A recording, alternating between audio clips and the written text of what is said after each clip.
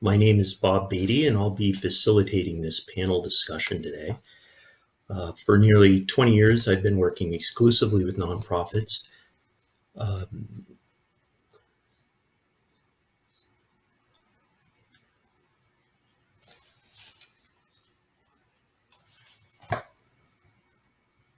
As part-time interim or advisory CFO, and sometimes interim CEO. I also serve as adjunct faculty here at USD's Nonprofit Institute. Today, we're going to hear how three very different organizations are integrating mission, finance, and program in response to the COVID-19 pandemic. Our hope is that you will learn about at least one thing that you can try to apply in your organization, or at least something that will provide a spark to your own creative thinking. We'll begin with each of the panelists providing some information about what is going on in their respective organizations. After that, I look forward to responding to your questions. Our panelists today are Alberto Cortés, he's CEO of Mama's Kitchen, Tomoko Kuta, the Deputy Museum Director of the New Children's Museum, and Elizabeth Berg, Executive Director of Wave Academy. With that, we'll begin with Alberto. Hello, Alberto. Bob, hi, how are you? Thank you for the opportunity to be here. I serve as the CEO, as Bob said, of Mama's Kitchen, and we are in the 30th anniversary of our existence. And it's interesting because 30 years ago, we started in the throes of a pandemic called AIDS, and we're looking to be responsive to the nutritional needs of people affected by AIDS at the time. Today, as we acknowledge our 30th milestone, we find ourselves in this pandemic looking again to be responsive to community need from a nutrition perspective. In the 30 years in between, Mama's Kitchen has evolved into an organization that not only has served people with HIV, but today is serving medically tailored meals to people who are affected by cancer, HIV, diabetes, congestive heart failure. We're soon starting a chronic kidney disease project. And so our goal is to provide medically appropriate meals to people with illnesses where nutrition can make a difference in their health outcomes.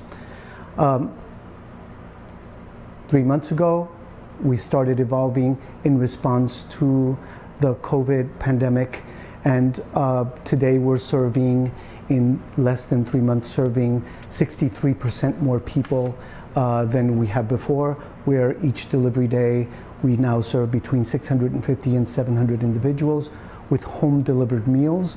And our capacity to do that is in part the response of a community that provides the financial support for us to do what we do.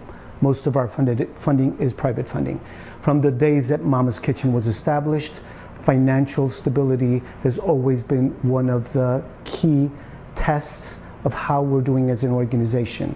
And the way that I see it is we have literally thousands of people that depend on us every year for their nutrition, and we need to be financially stable enough to respond to those needs, including a sharp increase like we've experienced this last year, these last few months. And so our ability to do that is a great part because we are a financially sound organization, and we can focus on evolving and pivoting and calibrating a response to community need without having to worry about the financial aspect of it. That said, we have done a very specific ask of the community in support of the increased number of people that we're serving.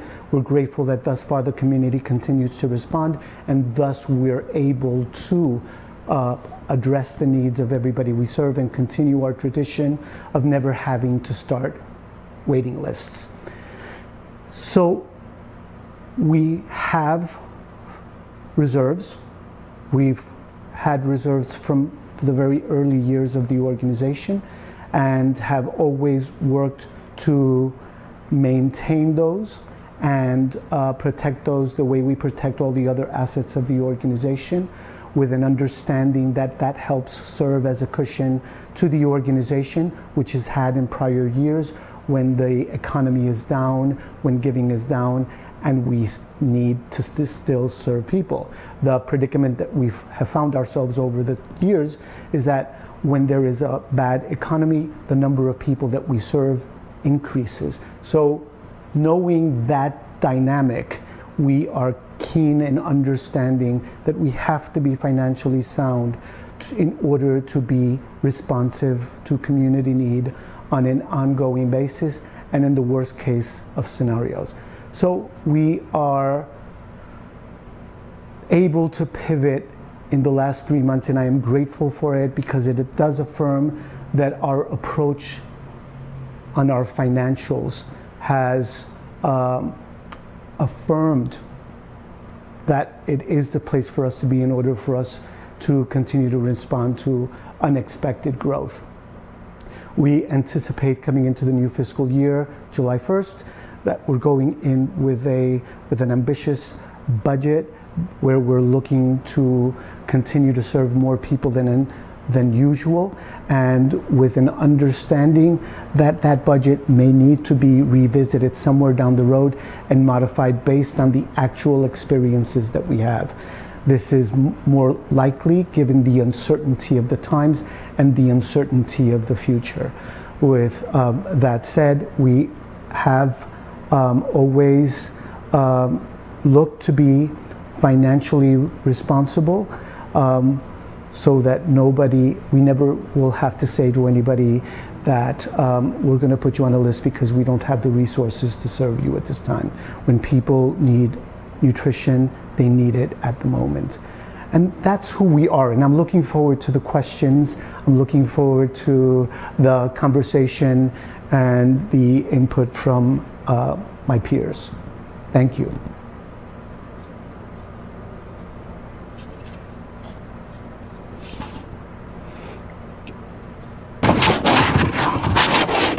Terrific. Thank you, Alberto.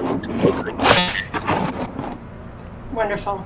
So thank you everyone for joining us today. I know this is the lunch hour, so I hope you're enjoying a good break and some nutritious food. My name is Tomoko Kuta, and I am the Deputy Museum Director of the New Children's Museum. Many of you may know from having visited it. Some of you may not have had the opportunity to have children, or it's just not quite your thing. But some time in our facility since 2008. I've been with the organization as years, and in alongside the leadership team, which includes our executive director, our CFO, our marketing, and our VP of development. And we have found ourselves in a place we could never imagine. So on March 16th, and we did this CDC guidelines, and so much team on it. And it was a very necessary move, not just for the safety of our visitors, for the staff. And we had been on a really strong growth over the few years. I joined in 2011, and in our operating budget, quite frankly, grown exponentially. So when I landed at the New Children's Museum, we were in $3+ million operating range, and for 2020, we were projecting about 5.2. Now, clearly that's drastic change, and so we're looking at our numbers, and so finances are very important operations. And in fact, through contemporary art, helping them to the 21st century, to discover, to explore, to take risk.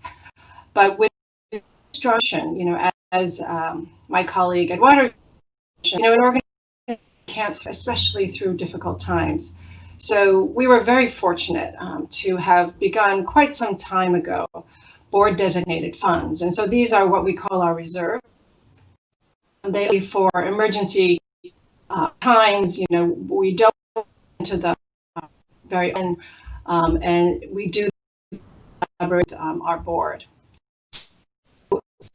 In March, when we closed, we weren't sure, and this is one of the most difficult things about challenges.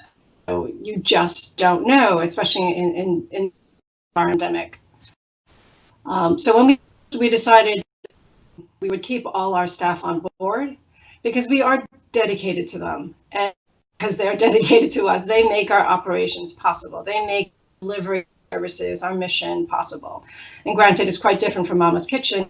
We do believe that we, an important in the community to engage children and adults, education in an informal learning environment. So we kept our staff on their salaries for a couple of weeks while we ourselves about what we do furloughs for the team. We went from 83 staff to about 21. So now we're continuing on with about 25% of our team. And in terms of programs, what we did was we shifted. In the beginning statements, and we talked about, leaders, you don't just sit back and wait for opportunities. The leadership team, along with, those very capable managers that we work with, we decided, we need to be proactive. We can't wait. The opening is not going to be good in our children's museum.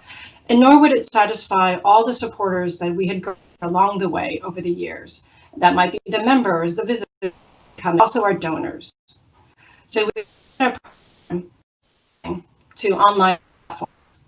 We took a lot of the things that we were able to do in terms of activities and work them onto our website and on social media. Everything, that a children's museum had been providing, but it provided a little bit of a stopgap in some ways, but it's also giving us the opportunity to really think about, what we're doing in the community and what is most important.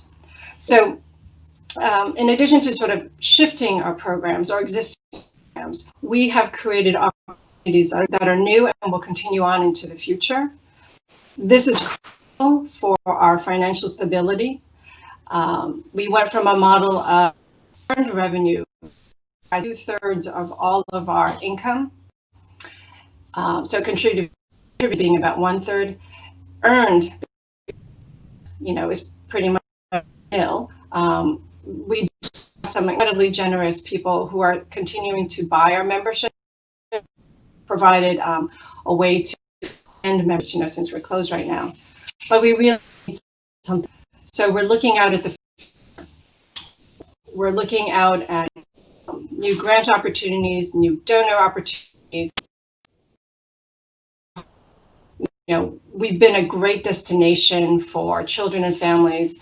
We've supported schools by being a field trip destination, but we need to do more. That school population is really hurting.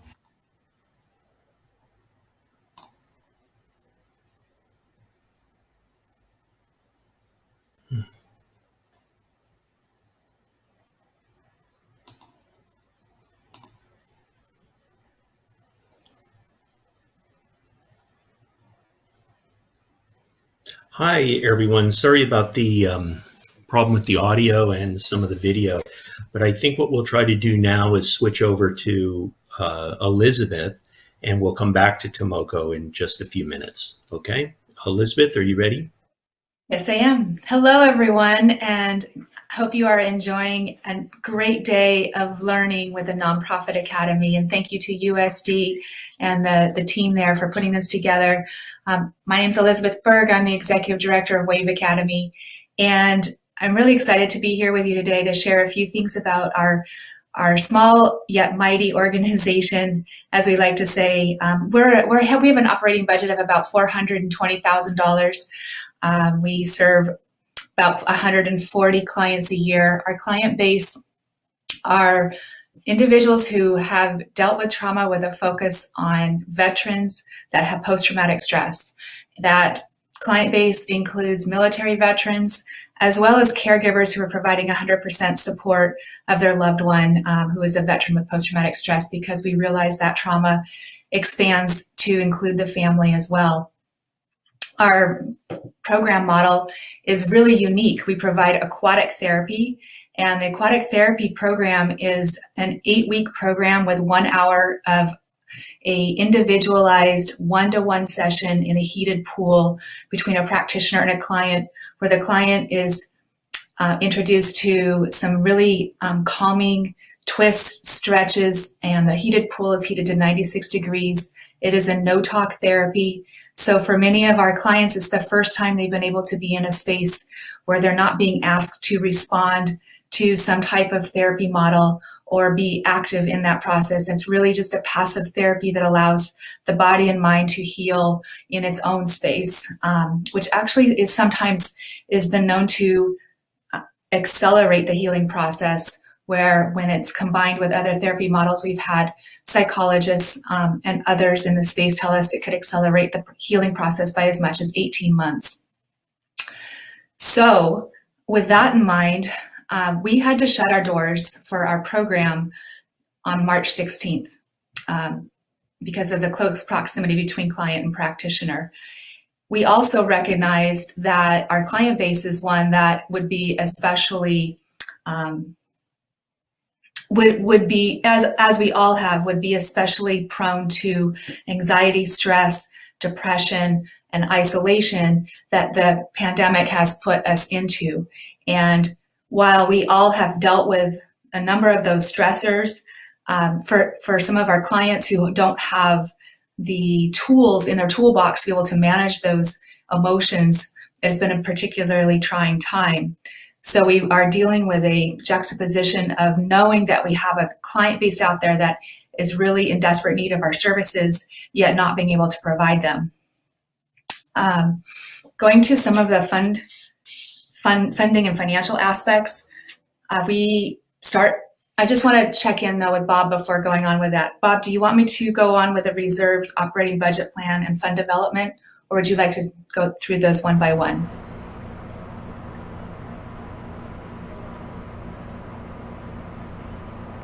Yeah, hold on. Sorry. All right, I can't hear what Bob's saying, so I'm just going to go ahead and continue until I get cut off. We started last year in 2019 after taking the Nonprofit Academy and going through the Accelerator program and listening to some great financial advice. We decided last year to put some of our surplus money into a reserve account. We had $75,000 that we felt safely that we could put into this account and allowed us to more accurately look at our operational budget. My goal with that account was that we would continue to add to it year by year, and then perhaps even use that as seed funding down in the future toward a capital campaign. Knowing that we have that funding available to us has been a benefit. We have not had to tap into it yet, and a larger part of that is because of being able to access the PPE funding. And we also pulled our team together and said, what can we do right now? This was right in the middle of March. We had just closed our program, and I said, what can we do right now? We put our heads together and we created a campaign, an online campaign that would help us fill the gap for a 5K event that we had been planning in May. And we ended up being very successful with that campaign, which is going to allow us to continue our operating budget further than we would have been able to, and as well as also hopefully serve more clients once we can open our doors again. That is absolutely the goal there. The other aspect regarding our operating budget and plans, so we did make a few adjustments. And if you're in the nonprofit space listening to this and thinking about the things that you've done, this might resonate with you. We did have to look at our staff hours and ask, all the staff hours, how are we able to fulfill these hours, knowing that a number of our core responsibilities have now been changed or no longer part of our daily operating right now. So we adjusted a few staff hours but not right away. We did that after a couple of months. We did make some adjustments to staff hours to make sure that we were able to continue to look at our operating budget for the long term. We also we took a risk. So we had a new staff member that started with us in middle of March, and this was a time to ask, is this really still going to work out for us? So we asked with my board approval, we said, yes, it's absolutely the right time because the staff position is a fundraising position, and this is the right time for us to be really focused on new fundraising models and building that base as we go forward. So that was one of the early risks we took, our campaign, and then we, going forward, are also looking at a very mission-centered new aspect of our program, which is a virtual summer workshop series. We're really excited about this, and I think this is the place that I just want to pass on to all of you watching this, that when you're in the space of chaos and creativity can come from that, if you're not able to be providing your program the way you normally would, what can you do that is speaking to your mission, that is strong within those spaces, and maybe even taps into the resources more fully with those around you that maybe you hadn't been able to tap in previously. And for us, that meant reaching out to our practitioners who have a wealth of knowledge in the holistic healing space. It goes beyond just sort of a yoga or meditation workshop. It really goes much deeper into what is the neurological healing that goes on through aquatic therapy, and then apply that into a workshop setting that we're hoping will benefit our clients and even the general public.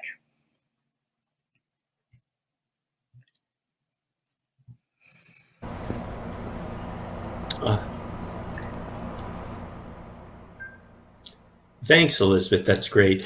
Is Tomoko available back again? Is I'm here. Okay, go ahead. Maybe start about where you. Yeah. Unfortunately, I'm not quite sure where I dropped off, so I'll try not to repeat too much. I think my colleagues have shared some really great, nuggets of advice and suggestions. But speaking from the New Children's Museum, our approach to the closure, how we're going to open and actually manage ourselves through time, is more than just looking at our finances, although that is a critical piece. So that a lot of the changes that we made, that we took, which was actually staff on, which turned into a furlough, which turned doesn't mean that we bring these people back. It's just, with the uncertain folks would come, we had to, lay them off. I just want to make sure my sound is working, because I'm strange video feedback on my own end. Should I keep going?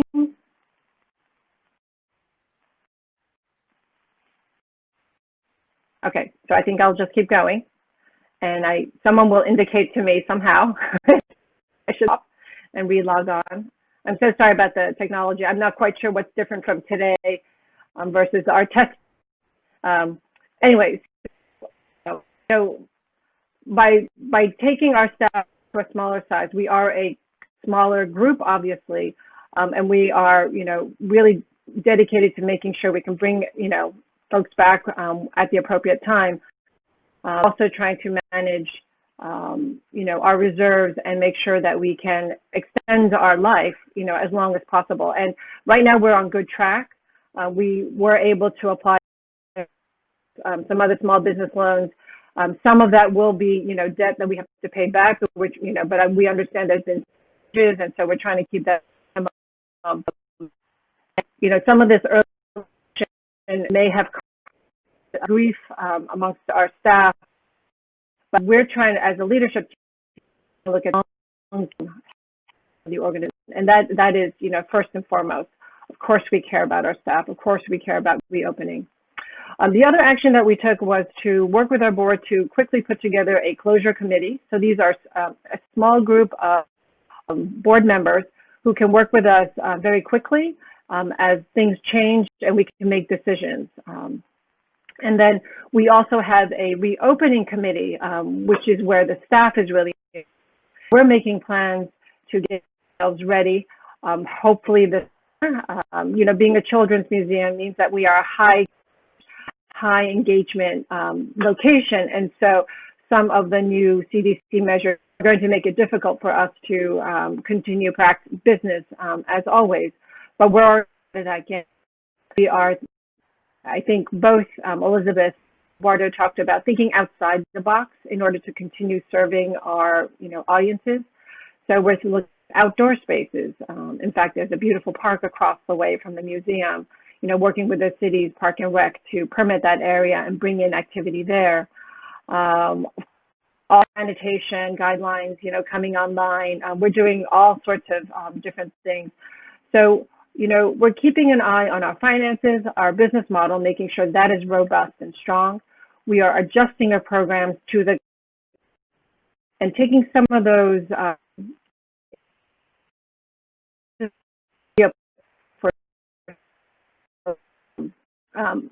experiments.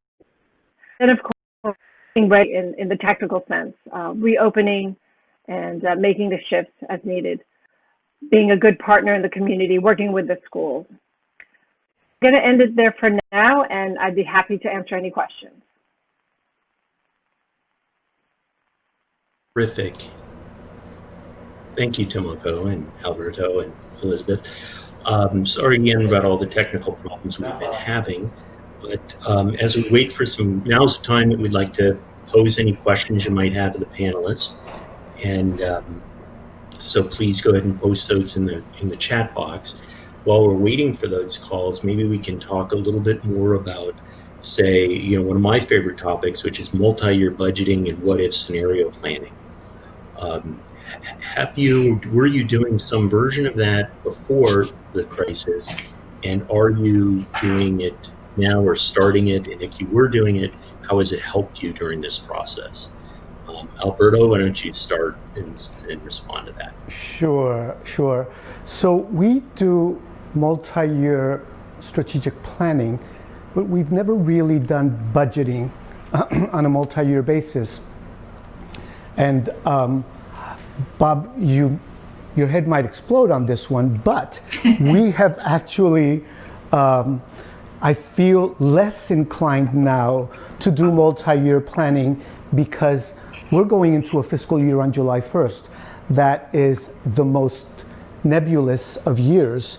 And I'm more intent and focused on what it's going to look like for us this coming year, given all the unknown variables. And what we are going into it is understanding that we're going to need to be more flexible, that the possibility of my going back to my board of directors and saying, this is where we are a quarter in, or this is where we are halfway into the year, and it's not happening the way we projected or we budgeted, and need to relook and pivot and modify the budget according to experience. So it seems multi-year budgeting always felt a little too distant, and it's as farther away as it's ever felt. Yes, so my head did explode a little bit on that one, but that's okay. Tomoko? Yeah, so your head might continue to explode, but like Eduardo, our organization has a multi-year strategic plan, and so we have a general pathway of how we want to move forward. But along the way, COVID-19 is a perfect example that things happen, that we could never have predicted. Now, saying that we don't have a multi-year budget is true and false at the same time. So we work on a calendar year. We run from January to December, and we're constantly looking at our, on a weekly basis, looking at our cash flow, looking at our, monthly for our board meetings, our income statements and all that kind of stuff. So our balance sheets. So we have a really good sense of what's happening, and we do reforecast, depending on what's happening. Now this year, the reforecasting is pretty drastic, but we will do it because we need to know where we're going to end up, so that we know where we can pick up from. That said, in terms of the programs, I actually work with a team of people who are thinking about what we're doing on a multi-year, because we need to know, who are we going to engage? So we're an arts-based children's museum. We commission artists for our interactive. And so we don't buy anything off the shelf. We don't rent things. We commission artists, and that takes quite a bit of time. And so in order for us to do that, and we do try and get grant funding, we have to think in the long term. So the cycles of installations actually allow the museum to have sort of an extended or multi-year approach to budgeting, at least in terms of those kinds of expenses. And the programming actually allows us to, in many ways, predict our attendance, which then impacts our earn. So while it's not checking off all your boxes, Bob, I do believe that, we have been moving in the right direction. And obviously, like Eduardo, we need to be nimble, and so be able to shift.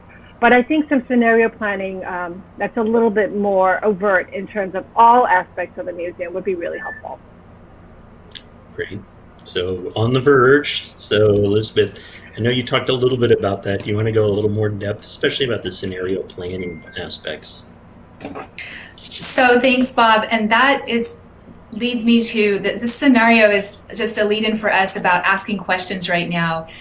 Right at the point we are midway through a strategic planning process that's been put on hold because at the point we are now, we feel like it's important to be together as a group. But the process was allowing us to ask a lot of questions. What can we expect for our capacity? Could we serve other individuals who are dealing with trauma? And in a space like right now, I think we're talking about healthcare workers, first responders. These are questions we've been asking ourselves, but maybe it's even more relevant in this time going forward. And should we consider new partnerships to help make this happen? And most importantly, or I should say most significantly for the near term is how can we support our need for stable facility space? So if I look at multi-year funding, I'm going to look at that in light of facility and client base. So we're really on this cusp of growth and change for Wave Academy, and that might really change the way we're looking at how we're asking for funding in the near term. Great. Let's talk a little bit about reserves. How much did you have before relative to your annual budget, or my favorite, how many months of Luna liquidity did you have? Are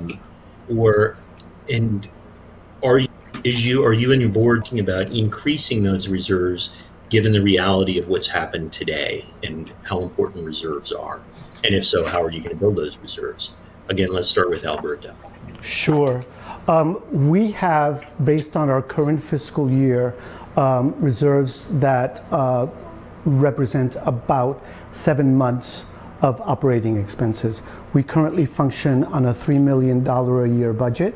We have reserves of about 1.7 million, and we're going into a new fiscal year with a $4 million budget that represents a 33% increase in projected expenses over the current fiscal year, which makes that reserve translate to closer to 5 months of reserves based on that monthly expense projection that we're going into in our new fiscal year. We anticipate that our reserves will grow. We have been able, the current fiscal year, to get community support to fund the increased expenses that we've had that are COVID related thus far, and will be going to the community in the coming fiscal year for continued support around that. And so we do look at our reserves as a rainy day fund, and it's sort of pouring out there. So we feel that we're as well positioned as ever to continue to respond to need. In addition to that, in the last few years, we were really focused on eliminating debt. And so we're going into this with zero long-term debt, which also puts us in as good a position as ever to address uncertain times, shall we say. Thank you. Tomoko? Great. Same. So similar to Alberto, our organization is so we don't call because monies that we touch frequently. And right now they've been as reserves for us to tap into, and if we have been able to, with the PPP and the small business loans, we actually are able to still bring in some contributed revenues, but we do have these. They're invested, and with up and down, the amount does move a little bit. Fortunately, the economy is looking pretty strong. Many months, what we've been talking about being able to be strong and stable for about 10 months. And that all depends on how we continue to maintain and control expenses. And now opening, we may be able to bring in some additional revenue, and we do have some new fundraising programs that we've been able to put into place. So our board designated funds can actually support us for quite some time, depending on how we use it. So we think this is absolutely imperative for the organization. Donors have contributed to it. This is something that we absolutely want to grow. We actually have been talking about having a capital campaign so that we can have an endowment. So this is another way in which, an organization could be, more sure in a time like this. We don't have an endowment. So it's a slightly different set of funds that we have to work with. I hope that helps. Thank you. And Elizabeth, how about you? Are you going to increase those reserves? Sure. So unlike Alberto, because our program is closed, we're actually saving money right now, and all of our expenses are really just our administrative expenses. That's allowing us to look at having reserve from our operational budget that would put us out the next 9 months. And add in another couple of months with the other reserve account I mentioned earlier. But it's really important that once we get ourselves able to get our program going, that we get it going quickly and serve as many clients as possible. So I don't want to jeopardize our situation and shortchange that capability later. So overall, we're stable right now. Terrific. Thank you. So what about the role of finance in your respective organizations? There's always a relative, reliance on the finance department. Is it, typically it's getting financial statements and paying bills and that sort of thing. But what about some of the forward-looking value add that finance might play in your organization? And has anything that's happened in the pandemic caused you to think differently about the role of finance or the potential role of finance? Alberto? Sure. Among other things, this event has affirmed many of the ways that we function from a financial perspective. One of the things that has been a practice of our organization since way before I've been there, and by the way, I've been there almost 18 years, is that of assuring that the organization's revenues are as diverse as possible, that we work really intentionally on aspects of fundraising that are oftentimes put in the second shelf, like planned giving, which requires a lot of years of time and investment, but when it starts paying off, it becomes really significant for the organization. On understanding the value of having a finance committee that also has an investment policy to assess how the emergency reserves of the organization are invested in a way that they maximize the return to the organization, minimize the risk for the organization, and are available when the organization needs them. And so that, along with a clear sense of functioning from a financially viable perspective, in other words, that we look to fund what we say we're going to do, and that we understand that things can happen that can throw us in a different situation and that we're able to respond to those situations. Some of this is not reacting or responding to immediate issues. It really is about long-term planning and the financial, the organization's attitude around money, the organization's attitude around the role it plays in expressing the mission of the organization and how it should be seen as the resource that it is, and not, because that's counterintuitive to much of the culture that we've lived in especially social service agencies, where unless it's not a struggle, it's not meaningful, where we need to move away from that. And so that financial stability is absolutely critical in order for us to be able to be focusing on the mission and the expression of that mission in the most exquisite and meaningful and powerful way. Wow. Wow. Great. Tomoko, how about you? Talk about the role of finance, and especially moving forward. So I would absolutely underscore everything that Alberto just said. Without financial stability, the organization not execute mission and serve, the audiences. And that's even for our museum. Even if we open and we start to have people come in and paying, it doesn't cover the cost of running these. And so long-term health, I'll say different. I can share a few other thoughts. So, working together as a team, looking at our numbers, obviously, and thinking about absolutely equal net, and that has helped to determine, who kept board at the museum, and that was a very difficult decision. I've mentioned the furlough. I know this is difficult for our team, but those who,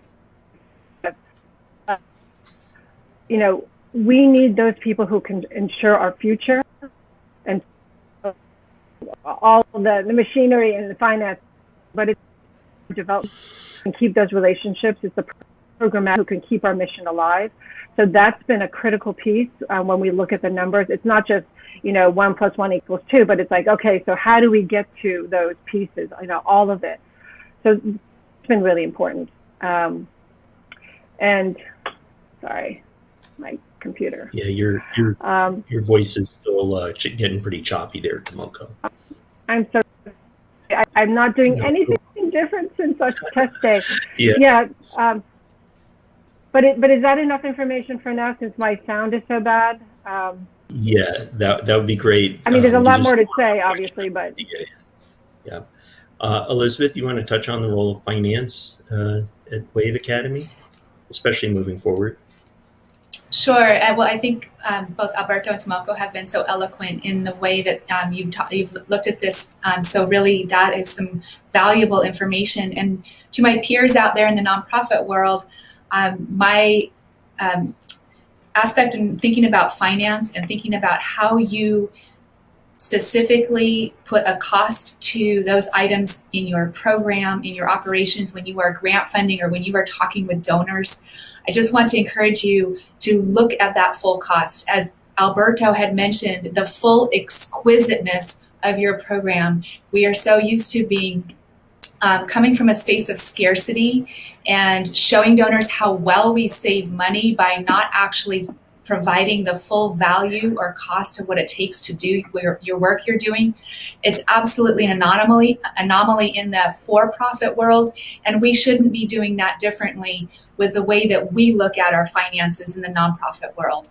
When I have had that discussion with major grant funders or with individual donors, especially those whom we have developed a strong relationship with, and we describe how that value is articulated, I've received the most welcoming support from them in understanding. Not once has there been a pushback of saying, well, I really think you should go back to the earlier way that you were looking at that, and we only want to fund half of the program.